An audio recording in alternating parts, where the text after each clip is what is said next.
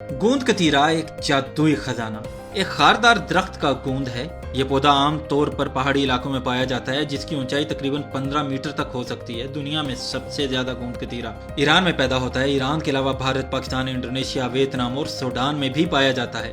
اس پودے کی گوند کی کوئی خوشبو اور ذائقہ نہیں ہوتا۔ یہ پودے کے اندر رطوبت کو خشک کر کے بنایا جاتا ہے اور اس کو کئی طرح سے استعمال کیا جاتا ہے۔ کھانے کے ساتھ ساتھ اس کو دیگر انڈسٹریز میں بھی استعمال کیا جاتا ہے۔ یہ قدرتی ٹھنڈک فراہم کرنے والا ہے۔ گوند کتیرا گرمیوں میں جسم کو اندرونی طور پر ٹھنڈا رکھنے میں مدد دیتا ہے۔ یہ شربت، فالودہ اور شیک جیسے مشروبات میں شامل کیا جاتا ہے تاکہ گرمی سے بچاؤ اور پانی کی کمی کو روکا جا سکے۔